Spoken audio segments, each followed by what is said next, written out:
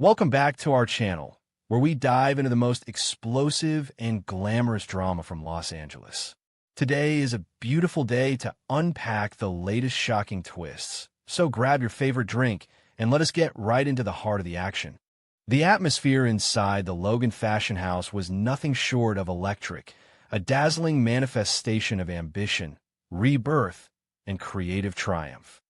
Hope Logan Spencer had finally stepped out of the suffocating shadow of Forrester Creations, bringing her visionary talent to a place where she was truly valued. The grand launch of her new line was supposed to be the crowning achievement of her career, a glittering spectacle attended by the elite of the Los Angeles fashion world, influential media moguls, and high society socialites. Champagne flowed freely into crystal flutes. The bass of the runway music vibrated through the floorboards, and the flashing lights of the paparazzi created a blinding, euphoric strobe effect. Katie Logan had pulled out all the stops to ensure that this event would eclipse anything Forrester Creations had done in the past decade. It was a statement of power, a declaration that the Logan family was back on top, and Hope was their shining star. Bill Spencer stood near the VIP section, radiating the smug, untouchable confidence that had earned him his formidable reputation. He watched the runway with a predatory smile, reveling in the fact that his family was not only thriving, but actively dismantling the Forrester monopoly. Beside him, Liam Spencer shared in the triumphant mood, relieved that his wife had finally broken free from Steffy Forrester Finnegan's oppressive reign. The Spencer men were in their element, surrounded by luxury and success. Nearby, Will Spencer and Electra Forrester stood close together, their recent reunion at the bikini bar having cemented a bond that seemed unbreakable. Electra looked at Will with eyes full of adoration, completely unaware of the dark clouds gathering just outside the venue. The world inside the Logan building was a perfect, glittering bubble of victory, but bubbles are inherently fragile, and this one was about to burst in the most catastrophic way imaginable. The first sign that something was terribly wrong did not come with a dramatic announcement, but rather with a jarring, dissonant disruption of the carefully curated ambience. The heavy, rhythmic runway music suddenly cut out, leaving a deafening silence in its wake, broken only by the confused murmurs of the elite attendees. Then, the flashing strobe lights of the photographers were abruptly overpowered by the harsh, sweeping red and blue glare of police sirens reflecting off the floor-to-ceiling glass windows of the venue. A collective gasp rippled through the crowd as the heavy double doors of the Logan Fashion House were shoved open, not by late-arriving celebrities, but by a squad of uniformed Los Angeles Police Department officers. Their stern, unyielding expressions and heavy tactical gear stood in stark, grotesque contrast to the silk, sequins, and haute couture that surrounded them. The glamorous illusion of the evening shattered instantly, replaced by a cold, gripping reality. Hope Logan Spencer froze at the top of the runway, her heart plummeting into her stomach as she watched the officers march into her sanctuary. This was her moment, her highly anticipated debut, and it was being hijacked by law enforcement. Katie Logan immediately stepped forward, her maternal and executive instincts flaring as she demanded an explanation for the intrusion, but the officers bypassed her entirely. Their eyes were locked on a specific target in the VIP section.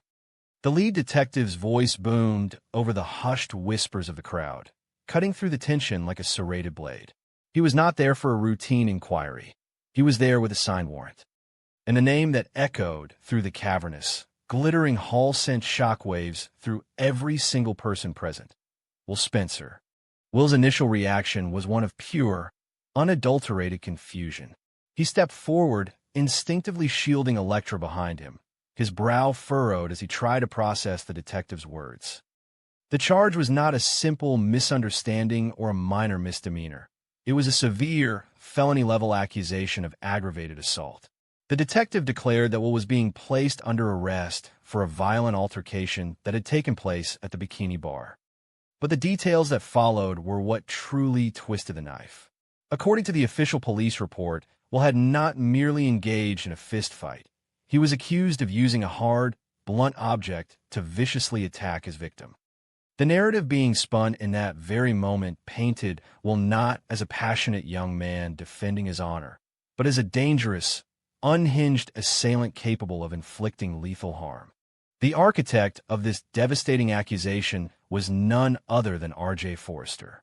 Consumed by a toxic cocktail of jealousy, heartbreak, and vindictive rage after watching Elektra choose Will over him, R.J. had decided that a simple defeat was unacceptable. He could not win Elektra's heart, so he resolved to destroy the man who had. R.J. had quietly gone to the authorities, filing a highly exaggerated and malicious report about their previous confrontation. By claiming that Will had used a weapon, R.J. elevated the incident from a minor scuffle to a serious crime, ensuring that the police would have no choice but to act swiftly and decisively. It was a calculated, cowardly strike, designed to tear Will away from Elektra and ruin his life, all while R.J. hid behind the facade of a victim seeking justice. However, R.J. was not the only Forrester pulling the strings in this malicious puppet show. Steffy Forrester Finnegan, ever the ruthless tactician, had caught wind of R.J.'s plan and saw a golden opportunity to inflict maximum collateral damage.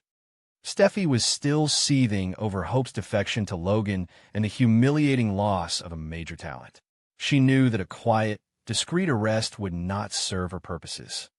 Steffy used her considerable influence and connections to ensure that the police executed the warrant at the exact time and location of Hope's grand launch. She orchestrated the timing to guarantee that the Spencer family would be publicly humiliated in front of the entire fashion industry and the press.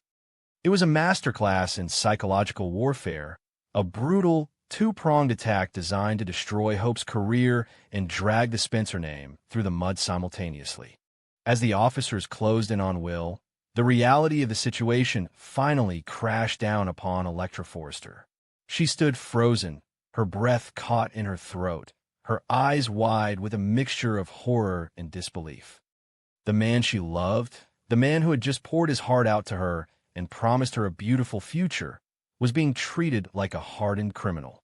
When the cold, heavy steel of the handcuffs clicked around Will's wrists, the sound seemed to echo endlessly in Elektra's mind. She wanted to scream, to fight, to tear the officers away from him, but her body betrayed her. She was paralyzed by the sheer magnitude of the betrayal, slowly realizing that her own family, her own blood, was likely responsible for this nightmare. The Forrester name, which she had always worn with pride, suddenly felt like a heavy, suffocating curse. Will remained surprisingly stoic as the cuffs bit into his skin. His primary concern was not his own freedom, but Elektra's emotional state. He locked eyes with her, his gaze intense and pleading, silently begging her not to believe the horrific lies being broadcast to the room. He whispered her name, a desperate attempt to anchor her in the midst of the swirling chaos. But the police roughly yanked him backward, severing their connection.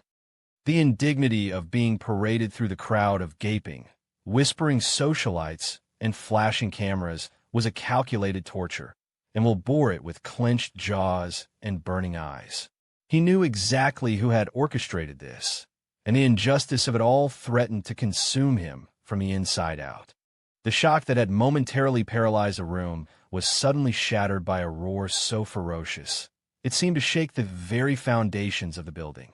Bill Spencer, the patriarchal titan of the Spencer dynasty, erupted into a state of volcanic, uncontrollable rage. The sight of his youngest son being handcuffed and humiliated in public flipped a switch deep within his psyche, summoning the ruthless, unforgiving persona that had conquered the corporate world. Bill lunged forward, his face flushed with fury, the veins in his neck bulging as he physically inserted himself between the police officers and his son.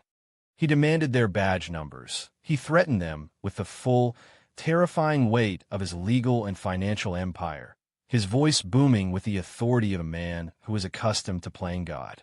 "You are making the biggest mistake of your pathetic lives," Bill bellowed, his eyes blazing with a dangerous, unhinged fire.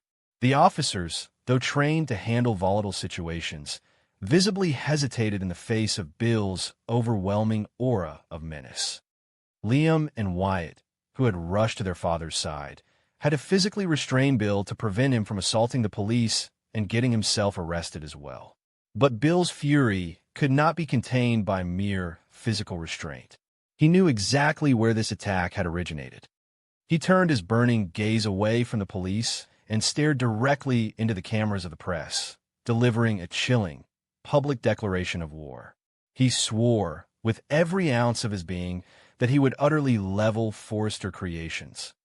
He promised to tear down Ridge, Steffy, and anyone else who bore the Forrester name, vowing a retribution so absolute that they would beg for mercy. While Bill raged and the police dragged Will toward the exit, Hope Logan Spencer stood at the edge of the runway, her dreams crumbling into dust around her. The grand launch, the months of meticulous planning, the sleepless nights, and the desperate leap of faith she had taken by leaving Forrester had all been annihilated in a matter of minutes. The press, who had been invited to document her triumph, were now frantically snapping photos of Will in handcuffs and Bill's explosive meltdown. The narrative of the evening had shifted irreparably. Tomorrow's headlines would not feature her stunning new designs. They would scream about violence, arrests, and the scandalous downfall of the Spencer family at a Logan event. It was the worst media disaster in the history of the fashion industry, and Hope was standing at the epicenter of the blast. Steffi's plan had worked with devastating perfection. From the safety of her own domain, she would soon watch the footage of the raid, relishing the chaos she had unleashed. She had successfully weaponized RJ's petty jealousy, turning a bar fight into a felony charge, and used it to strike a fatal blow to her greatest rivals. By ensuring the arrest happened at Logan, Steffi had tainted Hope's brand with the stench of criminality and scandal before it even had a chance to get off the ground. She had humiliated Bill Spencer, reminding him that the Forresters still held the power to destroy lives. But in her ruthless pursuit of victory, Steffi had also ignited a powder keg. She had awakened the darkest, most dangerous instincts of Bill Spencer, a man who truly had nothing left to lose when his family was threatened. As the police cruisers sped away into the Los Angeles night, their sirens wailing like mourning ghosts, the Logan fashion house was left in a state of traumatized ruin. Electra collapsed into a chair, burying her face in her hands as the tears finally broke free, her heart shattered by the cruelty of her own family. Katie and Donna rushed to comfort Hope, who was staring blankly at the empty runway, the flashing lights of the remaining paparazzi reflecting in her tear-filled eyes. The war between the Forresters and the Spencers had just escalated from boardroom maneuvering to deeply personal, bloodthirsty vengeance. RJ and Steffi had drawn first blood in the most spectacular way possible, but as Bill Spencer stood amidst the wreckage of the event, his eyes cold and calculating, it was clear that the retaliation would be apocalyptic. The battle lines were no longer just drawn.